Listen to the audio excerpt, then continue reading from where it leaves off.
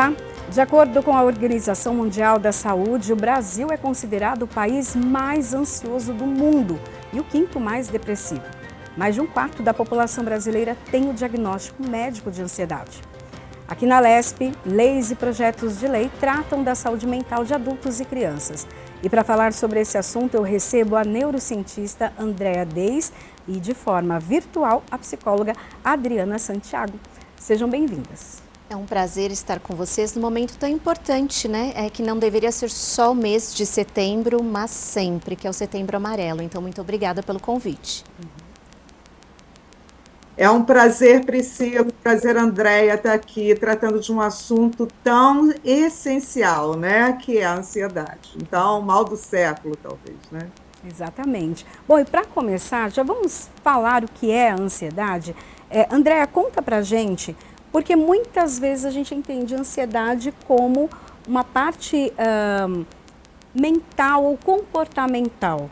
Mas fisicamente, a ansiedade também, ela mostra ali sinais ou ela tem uma causa? Pois é, né?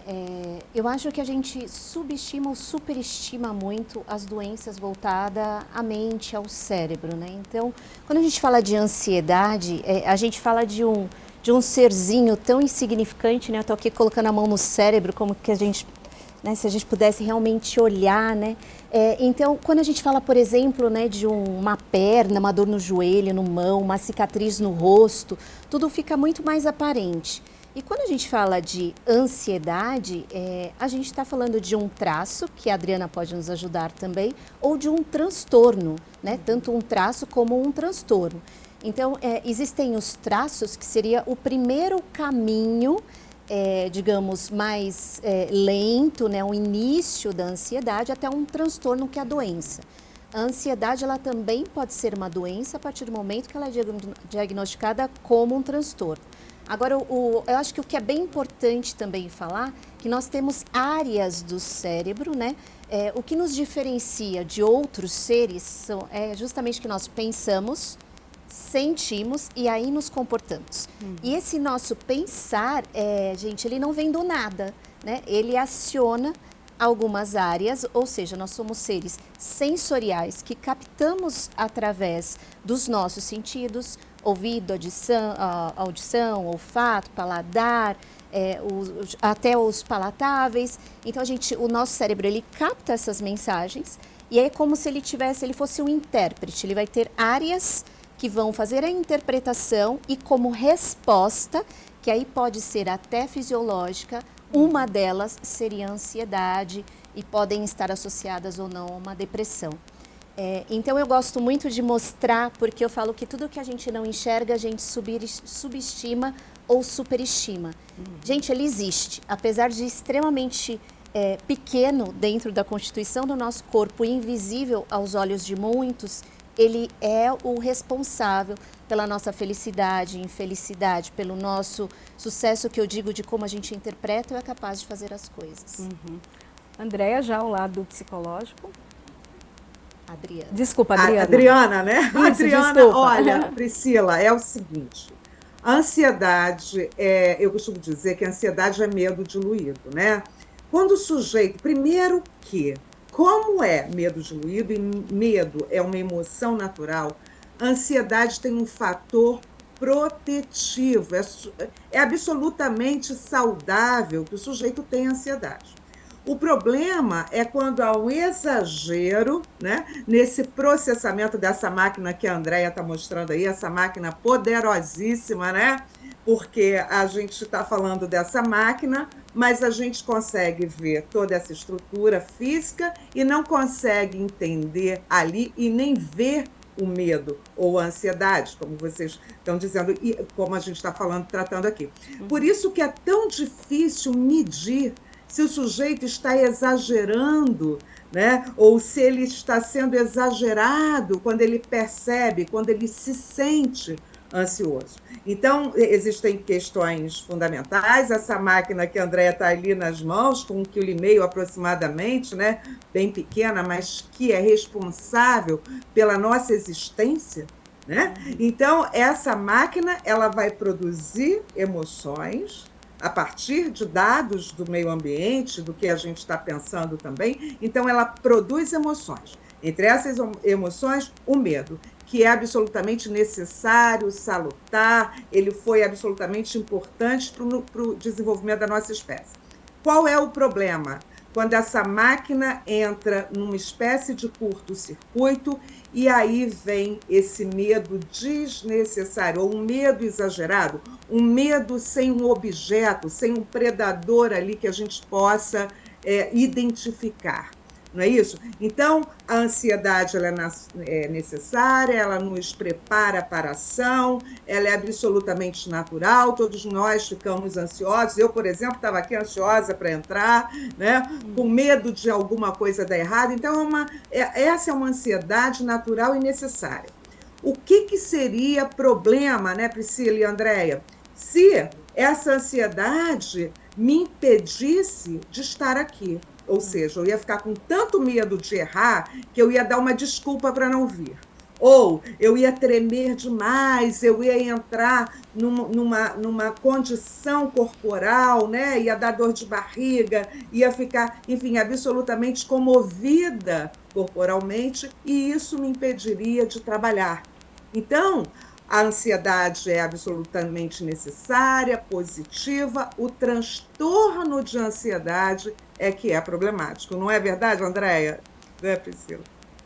Então, eu gostaria de fazer uma interferência, não, somar alguma coisa nas falas da doutora Adriana, né? A ansiedade, ela pode estar associada ao medo, mas eu diria que ela está associada a qualquer também estímulo. Porque a ansiedade, né, ela pode... Hoje a gente fala do agorafobia, né? Então, um dos mecanismos que é extremamente importante, né, que ele é protetivo, inclusive, quando ele vem, então ele é necessário, mas que ele pode surgir também com outros estímulos. Por exemplo, pessoas que gostam, por exemplo, são extremamente previsíveis. Então, ela fica ansiosa porque ela não sabe qual é a imprevisibilidade. Então, todos esses fatores, às vezes desconhecidos pelo ser humano, sobre a constituição do seu autoconhecimento, de como ele funciona, também podem gerar a ansiedade e, com a ansiedade, outras emoções, né? Então, e eu compartilho, eu acho que ela vem desse lado da gente, do nosso cérebro, do nosso organismo, ele tentar nos proteger. Mas nesta proteção, ele surge de várias formas e ativa vários mecanismos nossos, de defesa ou de luta, né? Adriana? Sem dúvida, quando eu digo que a ansiedade é medo diluído, porque quando a gente fala, por exemplo, né, Andréia, dessa inflexibilidade ou do sujeito que tem absoluta necessidade de manter tudo sob controle, né, que ele tem que estar ali, é o medo do imprevisível, é o medo do novo, é o medo de não dar conta. Olha, eu tenho 32 anos de prática clínica, então eu costumo dizer que eu sou operária da ciência, né? Eu sou chão de fábrica. E aí eu lido com isso o tempo inteiro no meu consultório. Quando chega alguém ansioso, a primeira pergunta que eu faço é: você tem medo do quê? Porque, na verdade, sabe, Andréia, todas existem diversas situações que mascaram exatamente isso. A pessoa nem sabe que tem medo. Mas quase sempre, Andréia, os relatos são assim: olha, eu tenho medo de não dar tempo, eu tenho medo de não dar pé, eu tenho medo de dar errado, eu tenho medo de não dar conta, eu tenho medo de alguém me julgar, eu tenho medo do olhar do outro, eu tenho medo de errar. Tem uma das coisas que eu faço aqui como atuação terapêutica, que eu vou te dar um documento, você pode registrar lá no cartório que a partir de hoje o erro está liberado. Porque existem pessoas que acham, porque tiveram pais absolutamente exigentes, que elas não têm o direito de errar. E aí, por isso, são ansiosas. E ainda mais, André, e agora, né, com as comparações que as redes sociais trouxeram, agora os sujeitos se comparam o tempo inteiro. E aí vê a moçoila lá lindona na rede social, com o Instagram perfeito, com o namorado perfeito, com a praia perfeita, e aí fala assim: nossa, eu tenho medo de não ser como ela.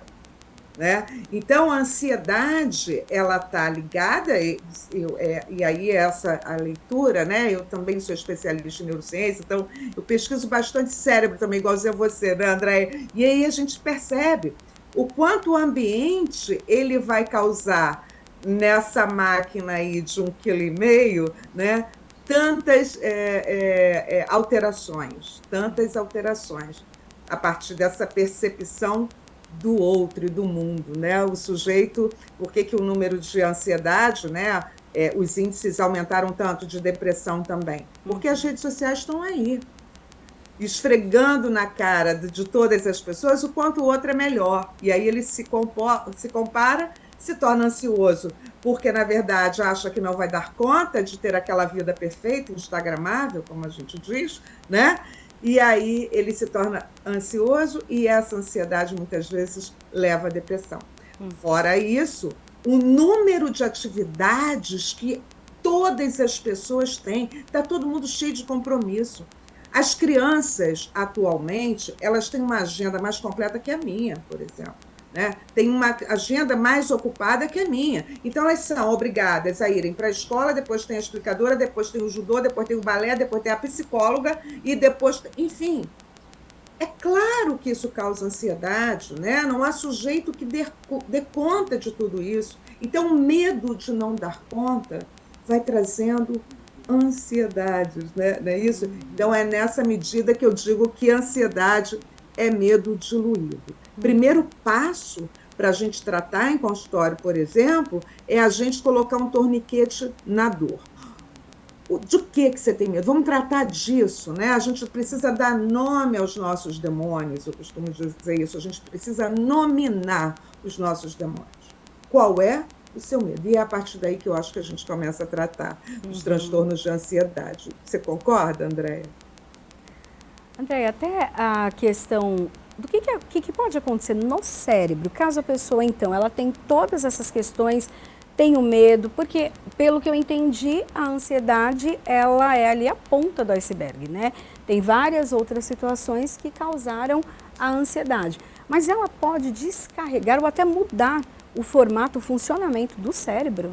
Pode, né? Se a gente pensar no lado neurofisiológico do cérebro, a gente fala, inclusive, que uma pessoa ansiosa, ela tem uma capacidade muito menor, por exemplo, de ter a neuroplasticidade, né? Através da neuroplasticidade, a gente tem a condição de aprender novas coisas, de mudar a nossa visão sobre o mundo, né? Então, quando a gente fala, por exemplo, da tríplice contingência, né? Que é o eu, o mundo e como outro, né? Então, eu tenho o eu, o mundo e o outro. Então, como que eu me percebo neste triângulo todo, né? Ele vai acionar áreas do cérebro de uma forma diferente. A partir do momento que isso está, essa relação, essa interpretação entre eu, o mundo e o outro, ele começa a ficar comprometida, isso pode fazer, por exemplo, com que eu pelo menos vou pela minha, eu sou muito fenomenologista, né? Eu sou muito da área da da razão do existir. E eu acho que na razão do existir a gente tem muito que trabalhar também o como a gente interpreta, como o nosso cérebro, ele enxerga o nosso espelho e como ele volta aquilo, porque a hora que ele volta para o cérebro, ele vai acionar áreas do nosso cérebro e isso pode inibir ou ter um excesso, por exemplo, de neurotransmissores. Muitas pessoas falam, é só a ausência que gera ansiedade.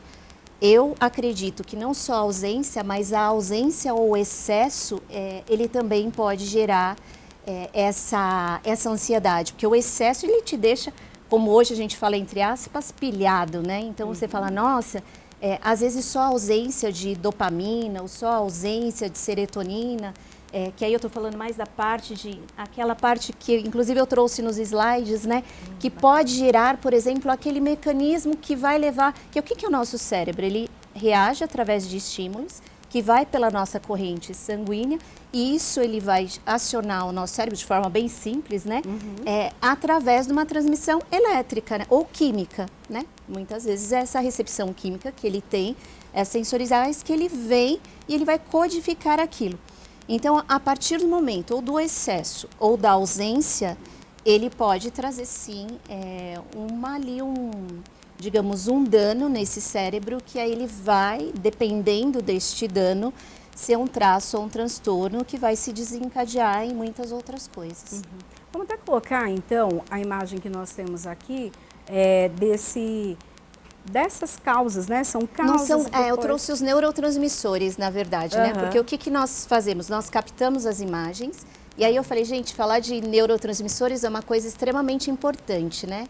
Quando a gente fala de neurotransmissores, eu estou falando dos mensageiros químicos que vão para o cérebro. Então, eu capto uma informação, esse meu cérebro ele vai captar através de uma das minhas áreas sensoriais e eles são os responsáveis por enviar essas informações, que o neurônio ele é justamente esse que vai fazer essa conexão, que ele vai levar para uma área do cérebro e a partir daí esses estímulos, né? Por isso que eu gosto dessa imagem, que isso a gente chama de sinapse. Então o encontro entre o estímulo que eu recebi e o que ele produzir, ele vai dar uma resposta. Esta resposta, vamos que venha, por exemplo, né? Como a doutora estava dizendo, uma resposta de medo, de ausência ou de excesso, ele vai precisar, ou seja, ele vai trazer um sinal. E aí no próximo slide eu trago, né, quais são esses neurotransmissores e tanto, na minha opinião, o excesso como a ausência, o que eles podem causar de dano. Então, por exemplo, uma ausência, um excesso de dopamina, né? O que ele pode, né? O neurotransmissor, a dopamina, por exemplo, a serotonina, são extremamente importantes para a gente cuidar da nossa ansiedade. Então, se eu tenho excesso ou ausência, eu posso ter ou justamente a redução da ansiedade ou o aumento dessa ansiedade. Então, a hora que eu falo, aí eu trouxe ali, né, não querendo trazer nenhuma regrinha de vamos cuidar assim, mas como eu posso melhorar essa interpretação? Por exemplo, comemorando mais as coisas que acontecem na vida, fazendo exercícios físicos, buscando um pouco de diversão, olhando para outras áreas da vida, né? Porque às vezes a gente foca muito no problema, a gente foca muito na resposta e aquilo vai se intensificando, né? Quanto mais ansioso, parece que aquela ansiedade ela vai tomando conta do meu ser e eu falo, como eu lido? Na minha opinião, também desviando dela, né? Como que eu posso desviar? Gerando um neurotransmissor que pode gerar uma certa recompensa para esse cérebro ele agir ali melhor com as consequências que ele tem. Por exemplo, a serotonina, né? Quando eu falo, poxa, a serotonina, ela tá lá, ela reduz ali, né? Ela aumenta a capacidade de decisão.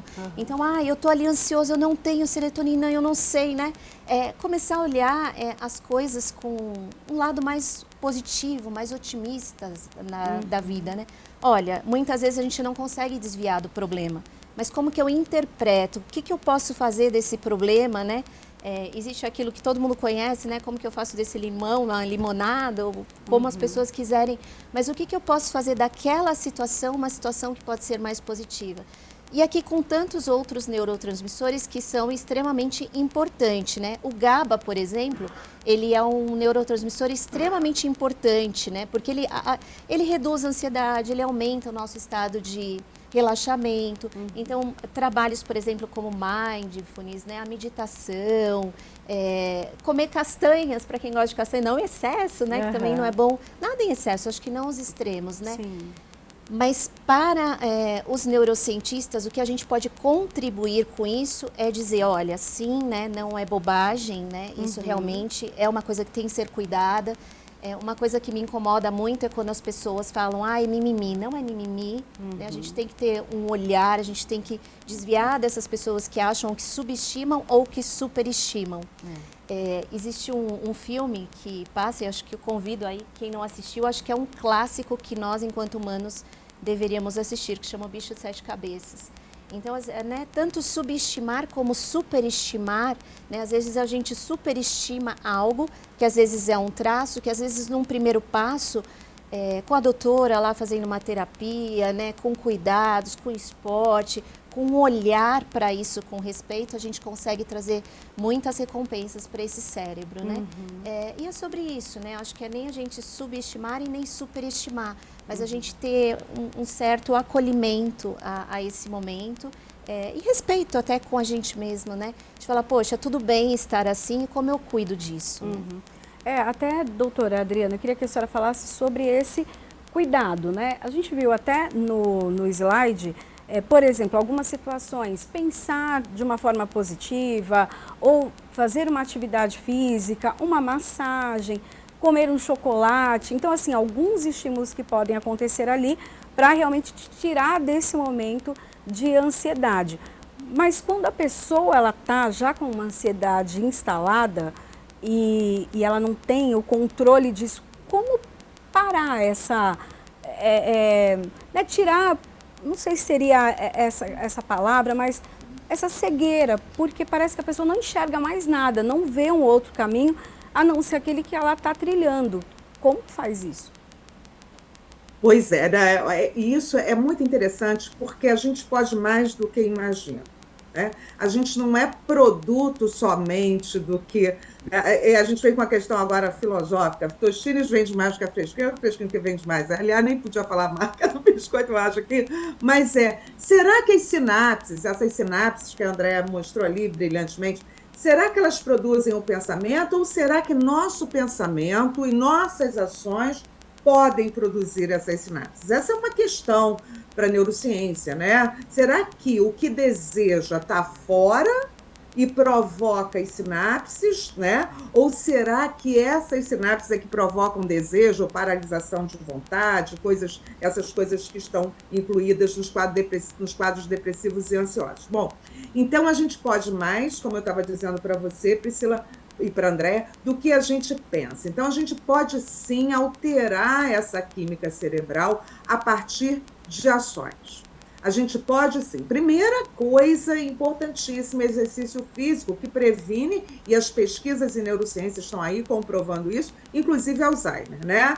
Porque quando a gente se movimenta, quando a gente movimenta nosso corpo, a gente movimenta inclusive o nosso pensamento, e quando a gente aprende coisas novas, que é a segunda coisa muito importante em relação à prevenção de ansiedade, depressão e de Alzheimer, quando a gente aprende coisas novas, a gente faz novas conexões neurais.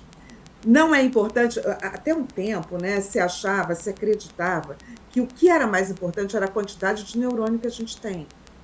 Não é a quantidade de neurônio que a gente tem, é a quantidade de sinapses que a gente pode fazer com os neurônios que a gente tem. Tem uma curiosidade a esse respeito, que é, quando Einstein morreu, foram pesquisar o que acontece, né? O que acontecia naquele cérebro maravilhoso, tão competente, tão potente, tão inteligente. Bom, descobriram que o cérebro de Einstein, inclusive, era menor que a média. Se a média é 1,5 kg, ele tinha 1,450 kg.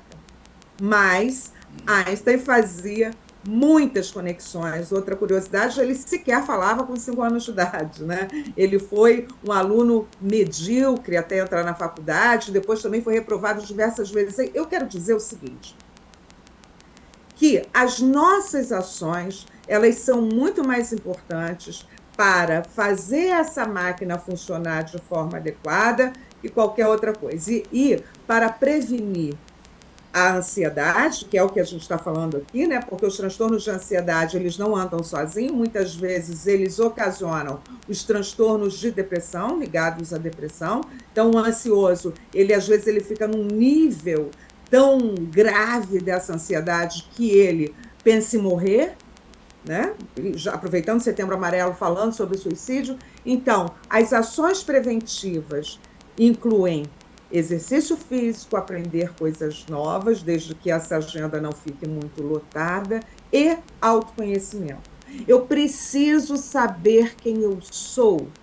Eu preciso saber quais são os meus limites. Eu preciso saber o que eu temo. Eu preciso saber para que eu existo, ou seja, qual é o sentido da minha vida. Às vezes o ansioso vem aqui para o consultório, né, virtualmente, obviamente, depois da pandemia, a gente só atende virtualmente.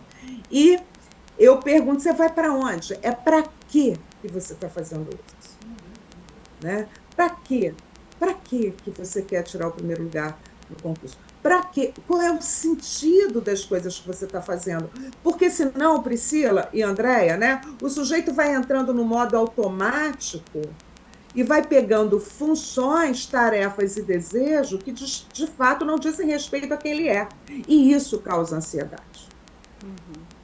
Isso também causa ansiedade. né? Fora aí a ideia de ter que cumprir as funções que os outros e o mundo oferecem para ele. Né? Então, terapia é fundamental para o sujeito se conhecer e controlar os níveis de ansiedade, porque ansiolítico só ajuda a tratar, mas não dá conta, nem para ansiedade e nem para depressão. Quero deixar claro também, eu acho importante dizer isso, né? A gente não pega ansiedade no ar e, de repente, eu peguei um golpe de ar, fiquei ansioso. Não.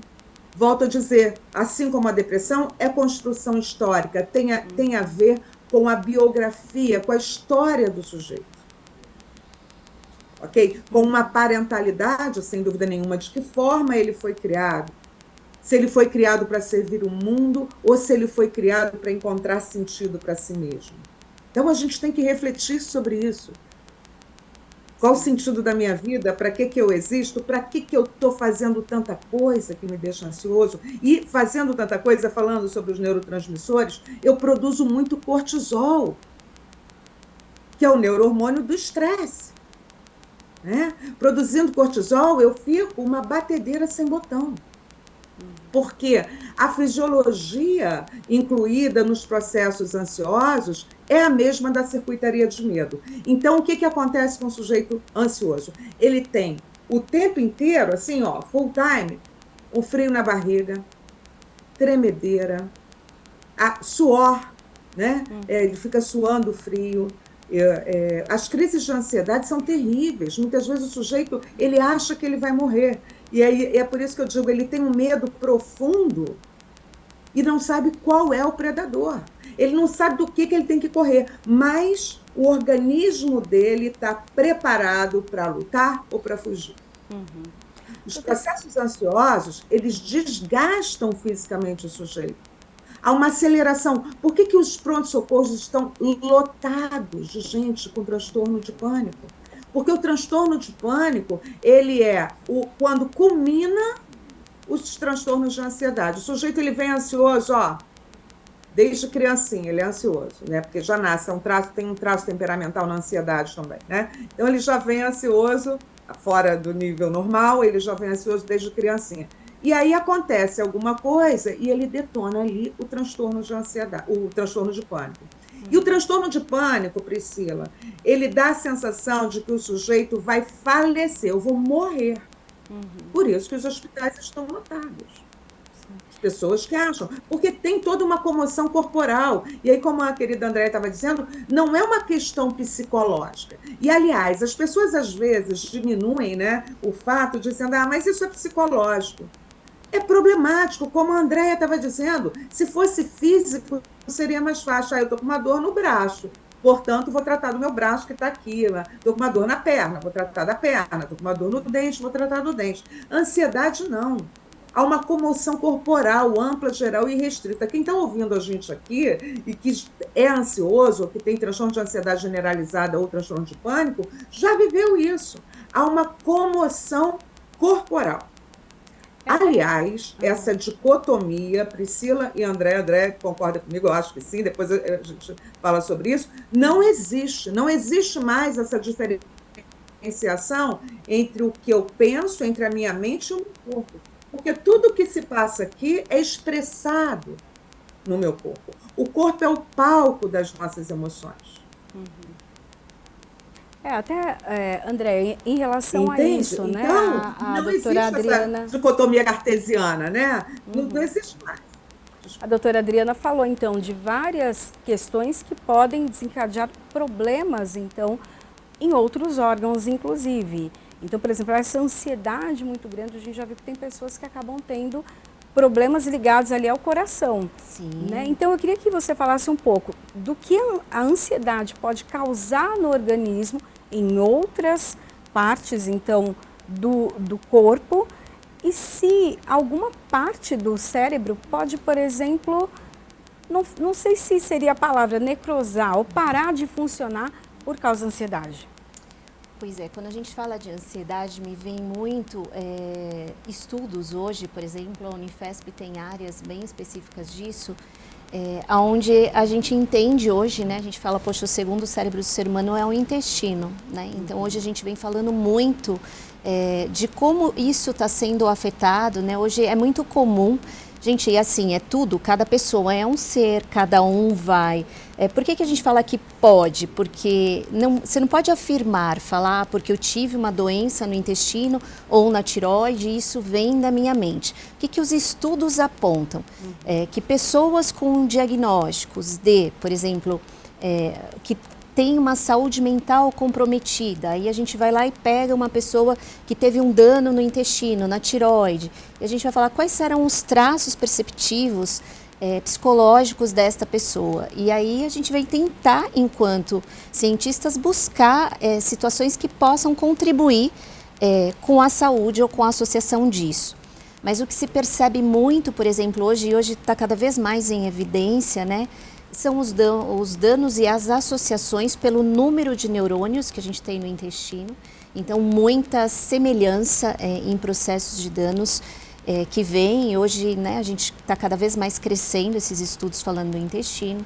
Por exemplo, associações da tireoide, quando desenvolver, por exemplo, o ataque cardíaco, como a doutora estava dizendo, né? Então, problemas cardíacos hoje está muito associado também a problemas relacionados a saúde mental, e aí eu não vou dizer só ansiedade, mas tanto outros comprometimentos que possam vir com isso.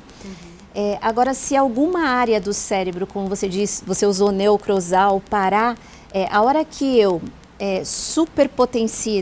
potencializo isso, né? Então eu tenho excesso ou ausência, digamos que ela pode deixar de bombear ou de fazer as sinapses, que a Adriana falou que são tão importantes, né? Então, quando ela deixa de fazer esse encontro, porque o que existem estudos, você está falando de neocrosar, que dizem que o nosso cérebro, e aí eu me assustei porque eu tenho 50 a mais, né? E só diária nem sei quanto, já perdi os tempos, mas o dia que um professor me disse, ele falou, vocês sabiam, eu me assustei com isso, né? Que o nosso cérebro começa a neocrosar a partir dos 30 anos, eu falei, o quê? Quem sou eu hoje, né? E eu demorei para entender isso, né? E aí sim, essa importância de a gente fazer coisas novas, que os estudos que a gente vê hoje, é tudo como eu gero essa neuroplasticidade. E aí no nosso cérebrozinho tem uma área verdinha aqui, né? Que a gente chama de cerebelo. E eu demorei para tentar me apaixonar por ela, né? Aí eu falei, gente, até que de novo esse meu excelente mentor e professor, ele disse, olha, ele é quase que o nosso, que ela tá bem aqui, né? Então como se fosse nossa caixa craniana bem aqui no fundinho, ele disse assim, a aula dele foi, imaginem que ela é o nosso museu. E que ao longo da vida a gente vai armazenando tudo nele ali, né? E que para o nosso córtex frontal, que seriam as nossas tomadas de decisão, poucas coisas vêm, por quê? Porque a gente vai imaginando que nós somos seres habituais. Então, para o nosso cérebro gastar menos energia, é lógico que ele vai fazendo um armazenamento de memórias, de experiências, e muito é utilizado.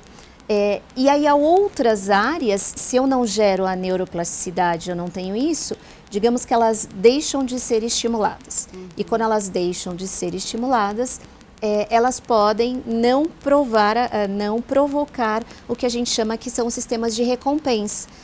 Por isso tão importante o exercício físico, você ter momentos de alegria, de gratidão, de perdão. Né? Eu acho que o perdão é uma das maiores curas, na minha opinião, né? Estava vendo um livro ali da doutora, se eu não estou entendendo errado ali atrás, né? Mas eu sou muito adepta eu acho que, não sei se ela vai concordar ou não, mas às vezes muito da ansiedade também vem a nossa culpabilidade, né? A gente não se perdoa e a gente fica arrastando aquilo.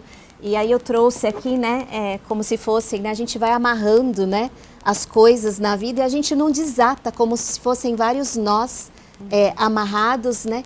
E você não se liberta. Então, na minha opinião, né, o perdão é eu dizer, poxa, se eu soubesse, eu teria feito diferente. Eu não sabia. Então, a gente também ser benevolente conosco mesmo, né? Às vezes a gente tem uma culpabilidade muito grande e a gente arrasta e faz novelos no cérebro, que a gente chama de cicatrizes, né? E a ausência, às vezes, desse certo perdão, tudo bem, às vezes, né, você fala, poxa, eu errei ali, né?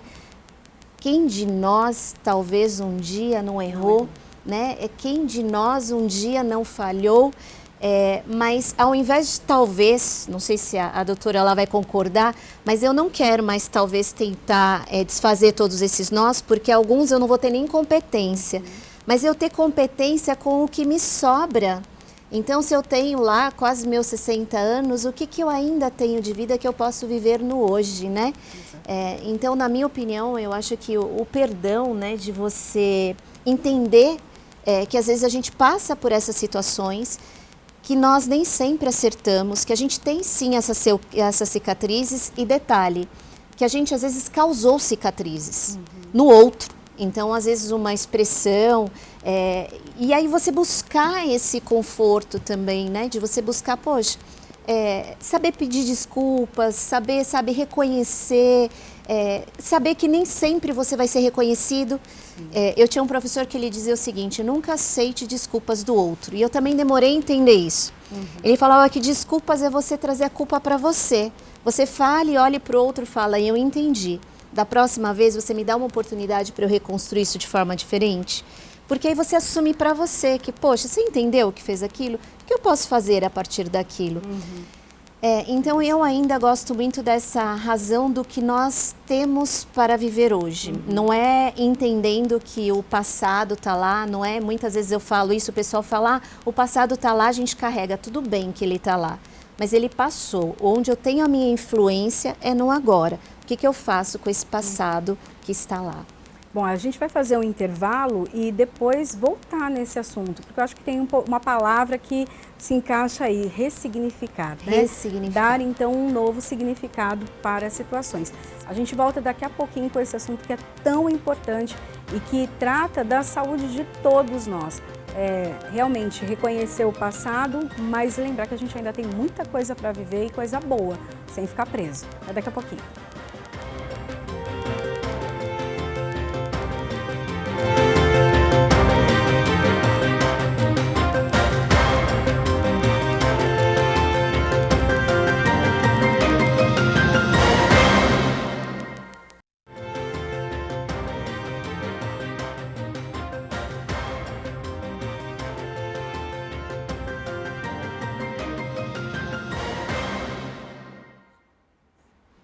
Estamos de volta com a LESP em Pauta. O assunto hoje, ansiedade. Eu recebo então para essa conversa Andréia Deis, que é neurocientista, e também Adriana Santiago, psicóloga. A gente falava então, né, das questões do cérebro, o impacto dele em relação à ansiedade. O que pode acontecer se uma criança ela já nasce nesse ambiente ou de cobrança, de crítica, que com o tempo isso também na fase adulta traz para a ansiedade. O cérebro dessa criança é menor? A Andréia fala um pouquinho para a gente, depois o impacto, né, até dessa mudança fisiológica, caso ela houver. Aí a Adriana conta para a gente a parte psicológica. Pode começar, né?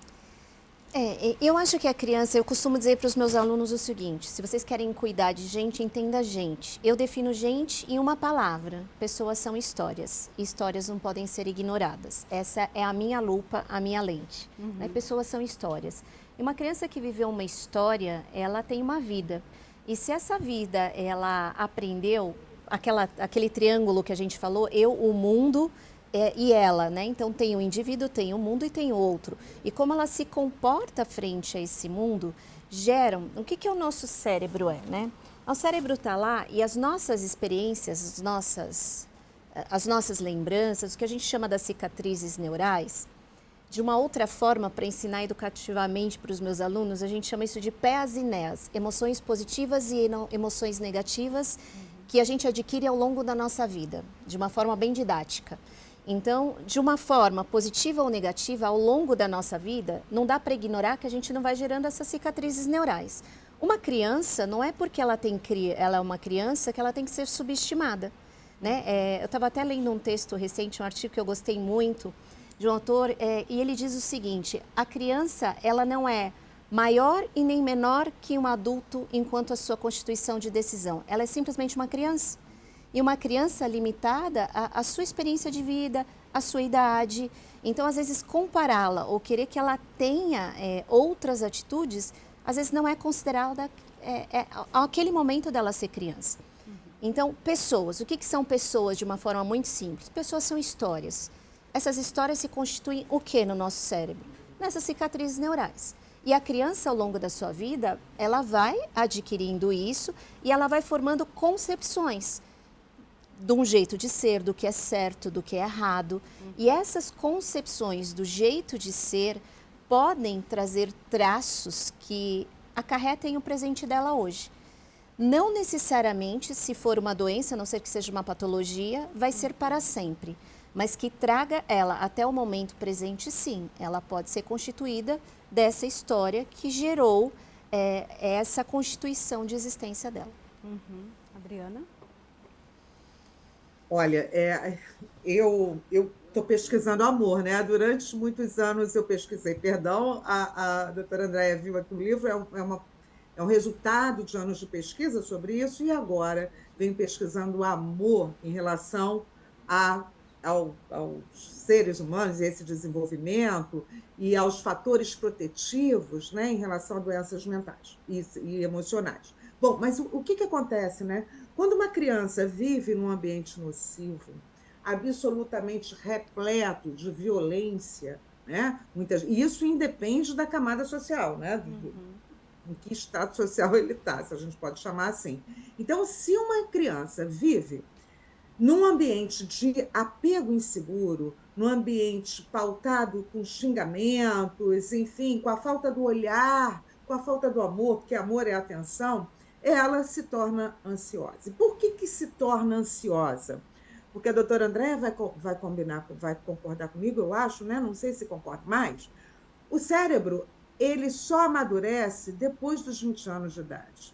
Nós, seres humanos, nascemos imaturos. Diferente do cachorro, do gato, que rapidamente está andando, se alimentando sozinho, nós precisamos, por muito tempo, de um cuidador, para que a gente exista. Quando a criança percebe que o cuidador é instável, que ele não tem a estabilidade, que ele não necessariamente pode contar com essa pessoa, ela vai se tornando uma pessoa ansiosa. O hormônio cortisol, que é o hormônio do estresse, né, que aumenta os níveis de ansiedade, eles vão inundando esse cérebro pequeno, dessa pessoa pequena, fazendo com que o sistema límbico seja muito mais utilizado, e o sistema límbico é o sistema responsável pelas questões emocionais, né, do que o neocórtex, que é lá onde ficam os pensamentos mais nobres, onde moram lá as tomadas de decisões, onde a gente pode decidir, onde a gente pode sedimentar nosso aprendizado. Então, uma criança que vive num ambiente inseguro emocionalmente, quando ela não pode contar com essa parentalidade, ela tem uma enxurrada de cortisol muito cedo, né? E esse cortisol vai causar quadros ansiosos necessariamente, e ainda mais, Priscila e doutora André, vai comprometer a aprendizagem do sujeito. Por que compromete a aprendizagem? Porque como o sujeito ele trabalha no nível mais basal, no nível emocional, né? Ele é sequestrado, ele não tem tempo, ele não tem competência ainda para poder utilizar as suas associações mentais, de pensamento. Compreende isso? Uma pessoa estressada, uma pessoa ansiosa, adulta, né, ela tem dificuldade de aprendizagem. Imagine uma criança. Então, o ambiente inseguro, o ambiente que não possibilita a criança entender que ela pode contar com essa parentalidade, vai transformar essa pessoa num adulto absolutamente ansioso e deprimido. Quer dizer, depende da forma que esse adulto, essa criança vai conseguir ser resiliente, né, em relação a esse ambiente nocivo. Mas, geralmente, é isso que acontece, sabe? Então, a importância do amor, a importância do olhar. Às vezes, os adultos dizem assim, deixa a criança no berço, deixa, criança pequenininha, gente. Ah, não, ela vai ficar mal acostumada com o colo. A criança nasce depois de ter ficado 9 meses na barriga de uma pessoa, sendo levada para cá e para lá. E aí, quando ela nasce com o cérebro imaturo, os adultos acham, não dá colo não, ela vai ficar mal acostumada. Olha isso, a criança nasce pequena para ter colo. E quando ela tem colo, quando ela chora, ela sente a segurança, ela sabe que ela pode contar com esse adulto. Por isso, o seu nível de cortisol não é tão avassalador, né? Diminui, não é tão acachapante como é com crianças que são mal amadas. Então, às vezes, o adulto não sabe como criar, né? Eu acho que vocês já devem ter ouvido isso. Ah, vai ficar mal acostumado, vai ficar manhoso. Gente, quando a criança para de chorar, coloca no berço, não vamos dar confiança para a criança, não. Não é porque ela amadureceu ou ela está ficando esperta, é porque ela desistiu de chamar. O seu nível de ansiedade chegou num ponto tão grande e ela entendeu, não adianta. Qualquer coisa que eu faça aqui não vai adiantar que eu não vou ser atendida. Ok? Então, isso eleva o nível de cortisol. Cortisol é o hormônio do estresse, né? Então, e essa a doutora Andréa falou, nós somos seres habituais, né? E esse eixo que libera muito cortisol, ele vai sendo bem sedimentado e o sujeito vai se tornar um adulto provavelmente inseguro e, portanto, ansioso. Porque insegurança tem a ver com ansiedade. Né? É, e Então, cuidar da criança, olhar a criança é fundamental para o bom funcionamento cerebral, e isso é para sempre. Essas marcas, as cicatrizes que a doutora Andréia estava dizendo, né? Essas marcas são indeléveis. O que o sujeito viveu na infância, emocionalmente, não se apaga mais. As memórias cognitivas, elas podem ser apagadas, e muitas vezes são. Se eu perguntar para a Priscila ou para a Andréia, o que vocês comeram sábado à tarde, vocês não vão lembrar. Se não for um evento com uma carga emocional muito forte, né? Verdade? Então, as memórias cognitivas, elas se apagam com muita facilidade. Agora, as memórias emocionais, elas são indeléveis, elas não se apagam. Elas acompanham o sujeito. Por isso que ressignificar, né, Priscila e doutora André, vocês estão falando sobre isso.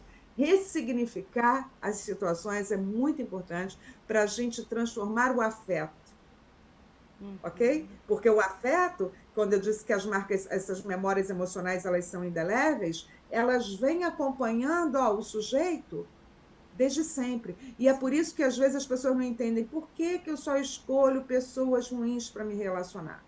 E tem a ver com essa história emocional do passado. Quando eu encontro, várias vezes eu vejo, quando eu encontro um parceiro que me traz flores, eu acho enjoado. Por quê? Porque não tem essa memória afetiva, sabe? Assim, não se acostumou a ser bem amada. Então, é nesse sentido que eu falo, as memórias emocionais, elas acompanham esse sujeito, causando ansiedade e depressão, muitas vezes, se sim, ele não conseguir identificar. é, Entenderam? Assim, sim. E a gente está chegando já no finalzinho do programa, e eu não posso deixar de falar de ações do legislativo que acabam ajudando também as pessoas. Hoje a gente tem aqui o Setembro Amarelo, né, para falar sobre a questão do suicídio. Pessoas que muitas vezes não conseguem tratar as suas questões emocionais e acabam chegando a essa atitude tão drástica.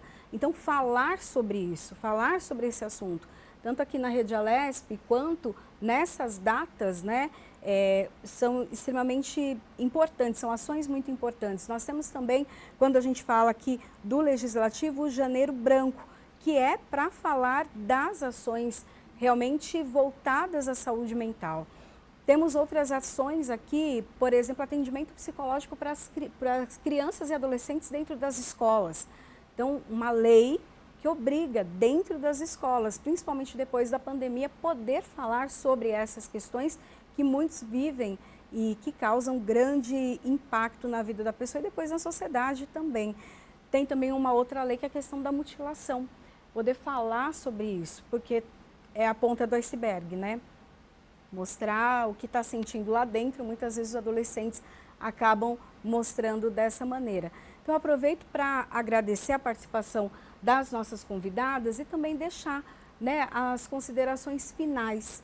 É responsabilidade de todos falar sobre esse assunto. O Legislativo está trabalhando para isso, né, e espero que cada vez mais trabalhe nesse sentido. Agradeço, então, a doutora Andréia Deis, que é neurocientista, Muito obrigada, e o papel do governo, do legislativo também é essencial. Eu diria que sem medidas públicas, mas reais, realmente que aconteçam, né? E sem, eu acho que uma das coisas que precisa acontecer é se derrubar os estigmas que tem sobre saúde mental hoje. Empresas, famílias, as pessoas ainda têm muito tabus para falar sobre eu sou ansioso ou não sou depressivo ou não sou, ou como que eu vou ser aceito. Então, acho que abrir as portas para que se fale, né, entender, o mundo entender como se fala, eu acho que é derrubar esses estigmas. Existe um autor que diz o seguinte: as palavras falam, mas os eventos falam mais do que as palavras. E só tirando os germes deste evento e os germes das palavras é que nos autoconhecemos. Então, que a gente possa ter a liberdade de ser quem eu sou e ser apoiado e acolhido pelo outro, né? Que o Setembro Amarelo não seja só o setembro, mas seja de janeiro a dezembro. Muito obrigada pelo convite. Eu que agradeço. Também agradeço a participação de Adriana Santiago, psicóloga. Obrigada, e também a sua opinião em relação às políticas públicas, né? Como o Legislativo Paulista, em especial, pode ajudar a população. Priscila, um prazer enorme falar sobre esse assunto, né? Eu já falei para você que eu sou operária da ciência, então faz parte, né, da nossa profissão, do nosso código de ética, divulgar sobre saúde mental. E eu penso o seguinte, Priscila e doutora Andréa, se faz curso para tudo, né? Tem curso de noiva, curso para ser padrinho, mas não se tem curso para ser pai. Como eu disse para vocês, as crianças nós crianças nascemos com necessidades especiais de atendimento das questões emocionais. Então, atender a essas necessidades é fundamental para você prevenir a doença mental. O que eu sugiro em relação à política pública, inclusive estou desenvolvendo um projeto em relação a isso, é trabalhar com orientação parental nas escolas. Não adianta ter psicólogo na escola para tratar das crianças e dos adolescentes se essa parentalidade não for tratada também. Porque senão é um esburacado esburacando o outro. Uma criança não tem autonomia na sua casa para agir diferente. Então, a gente tem que tangenciar o adulto que cuida dessas crianças, inclusive os professores, inclusive os porteiros da escola, inclusive a tia da cantina, né? Porque está provado cientificamente que se uma criança tem pelo menos um adulto saudável para escutá-la e entendê-la, ela está à distância de processos depressivos, ou seja, a sua saúde mental provavelmente será preservada. Então, eu queria, assim, mandar um beijo e dizer que foi um prazer enorme estar aqui com vocês. Eu que agradeço a aula que nós tivemos hoje, e você continua com a nossa programação, assuntos como este e outros importantes também para a sua vida e para a sociedade, você encontra aqui na Rede Alesp. A gente se vê na programação. Tchau, tchau.